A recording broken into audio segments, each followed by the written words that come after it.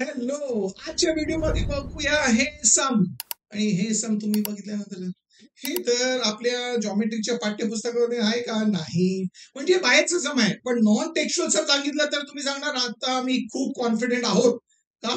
कारण तुम्ही अगोदरचे व्हिडिओज बघितले ना, आता समजलंय ना काय अप्रोच आहे. नाही बघितलं तर बघून घ्या, त्याचं लिंक मी तुम्हाला डिस्क्रिप्शन मध्ये दिलंय. चला हे सम बघूया आता या सम मध्ये काय दिले ते बघून घ्या. आणि सांगितलंय √3 tan θ is equal to 3 sin θ. हे इन्फॉर्मेशन दिलंय आणि या इन्फॉर्मेशन वर आपल्याला हे फाइंड करायचंय, value of sine square theta minus cos square theta. हे व्हॅल्यू आपल्याला फाइंड करायचं आहे. ओके. आणि सांगितलंय theta is not equal to 0. कारण थीटा 0 असलं तर काय होणार आहे आपल्याला माहित आहे. थीटा 0 असलं तर काय होणार, म्हणजे sine square 0 minus cos square 0 ते आहे 1. 0 मायनस 1 असं आहे. त्यांनी सांगितलं theta is not equal to 0. आणि थीटा इक्वल टू 0 असलं तर हे जे इन्फॉर्मेशन दिले ना त्याचा काही वापर होणारच नाही, कारण टॅन 0 काय 0 आणि साइन 0 काय 0. म्हणजे या इन्फॉर्मेशनचा काय वापर होणार नाही. समजलं? ओके. आता आपल्याला सोडवायचं कसं आहे आणि काय फाइंड करायचंय ते तरी बघा. आपल्याला फाइंड करायचंय sine square theta minus cos square थीटाचं व्हॅल्यू फाइंड करायचं. तुम्ही सांगणार या एक्सप्रेशनचं व्हॅल्यू आपल्याला मिळणार आहे जर आपल्याला साइन स्क्वेअर थीटाचं व्हॅल्यू मिळालं आणि जर आपल्याला कॉस स्क्वेअर थीटाचं व्हॅल्यू मिळालं, म्हणजे दोघांचं व्हॅल्यू फाइंड करावं लागेल आणि इकडे सबस्टिट्यूट करावं लागेल. हो, पण याच्यासाठी ऍटलिस्ट एक तर ट्रिग्नोमेट्रिक रेशोचं व्हॅल्यू दिलं पाहिजे ना. तुम्ही सांगणार दिलं नाही, पण आपल्याला एक इक्वेशन दिलंय ते सोडूया ना. त्याच्यातून आपण एक ट्रिग्नोमेट्रिक रेशोचं व्हॅल्यू फाइंड करूया. चला, आता √3 आहे लेफ्ट हँड साईडला, त्याला तर तसंच ठेवणार. तुम्ही सांगा टॅन थीटा आहे ते सेकंडरी रेशो आहे ना, त्याला प्रायमरी रेशो म्हणजे आपण त्याला लिहू शकतो sine theta upon cos theta. रिलेशनचा वापर झाला तर तिकडे sine theta upon cos theta equal to right hand साईडला काय 3 इंटू साइन थीटा, ते प्रायमरी रेशो तसंच ठेवा. आता बघा, आता काय सिम्प्लिफाय करू शकता का? तुम्ही सांगणार हो हो हो, या साइन थीटाला आपण लेफ्ट हँड साईडला घेऊया, म्हणजे ते डिनॉमिनेटरला गेलं, साइन थीटा कॅन्सल झालं. नाहीतर आपण हे जे लेफ्ट हँड साईडला साइन थीटा आहे त्याला इकडे आणलं, ते पण कॅन्सल होणार. काय करा तुम्ही, म्हणजे साइन थीटा आणि साइन थीटा कॅन्सल होणार आहे. आता आपल्याला काय मिळणार आहे, √3 upon cos theta is equal to 3. हे आलंय. Very good. आता तुम्ही सांगणार हो हो, आपल्याला कॉस थीटाचं व्हॅल्यू जे आहे हे मिळणार आहे, तर एक काम करूया, कॉस थीटाला इकडे आणूया. म्हणजे काय येणार आहे, √3 is equal to 3 into cos theta.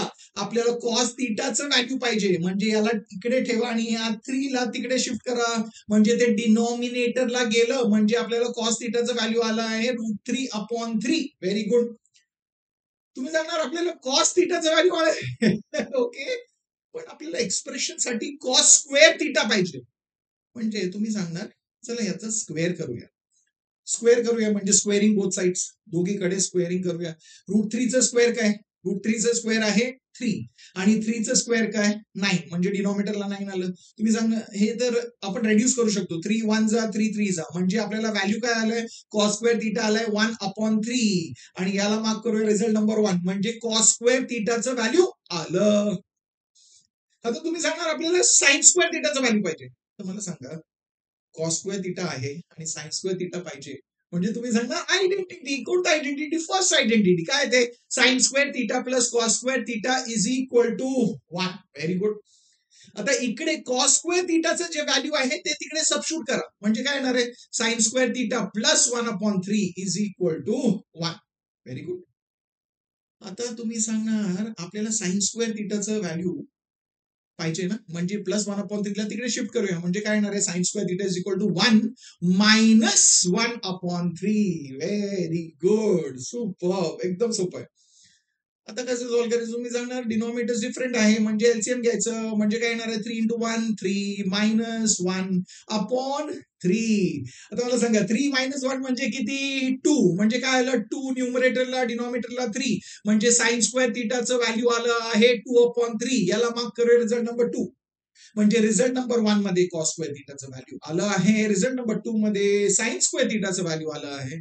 काय करायचं आपल्याला, एक्सप्रेशनचं व्हॅल्यू फाइंड करायचंय. म्हणजे पहिलं एक्सप्रेशन लिहून घ्या आणि या एक्सप्रेशन मध्ये साइन स्क्वेअर थिटाचं व्हॅल्यू सबस्टिट्यूट करा आणि कॉस स्क्वेअर थिटाचं व्हॅल्यू सबस्टिट्यूट करा. कुठून आलं हे? From 1 and 2. आता सोडवा. तुम्ही सांगणार हे सोडवायला एकदम सोपं आहे कारण दोघांचं डिनॉमिनेटर सेम आहे. म्हणजे न्यूमरेटर डायरेक्टली सबट्रॅक्ट करू शकतो. म्हणजे काय येणार आहे हे न्यूमरेटरला 2 - 1. तर 2 - 1 किती? 1. म्हणजे काय येणार आहे आपल्याला? 1/3 आणि आपल्याला sine square theta minus cos square theta या एक्सप्रेशनचं व्हॅल्यू मिळालंय. म्हणजे समजावले. आता तुम्ही सांगणार एवढं सोपं होतंय. तेच मी सांगतोय. का? आता तुम्हाला हे सोपं वाटतं कारण तुमचं कॉन्फिडन्स वाढलंय. तुम्हाला अप्रोच कसं करायचंय समला ते समजलंय. आणि हेच महत्वाचं गोष्ट आहे. आणि तेच लक्षात ठेवायचं आणि त्याप्रमाणे सॉल्व्ह करत जायचं. तुमचं कॉन्फिडन्स वाढत जाणार, वाढत जाणार, वाढत जाणार आणि तुम्ही कोणतंही सम स्वतःहून करू शकता. तुम्हाला वाटतंय ना तुमच्या मित्राचं पण कॉन्फिडन्स वाढलं पाहिजे म्हणजे त्याच्याशी हे शेअर करा. तुम्हाला तर आवडलंच आहे म्हणजे व्हिडिओला लाईक करा. चॅनलला सबस्क्राईब केलं ना? नाही केले तर आता सबस्क्राईब करा आणि मी तुम्हाला भेटणार आहे पुढच्या व्हिडिओमध्ये अजून एक इंटरेस्टिंग सम बरोबर. तोपर्यंत शिकत राहा, स्माइल करत राहा, शेअर करत राहा.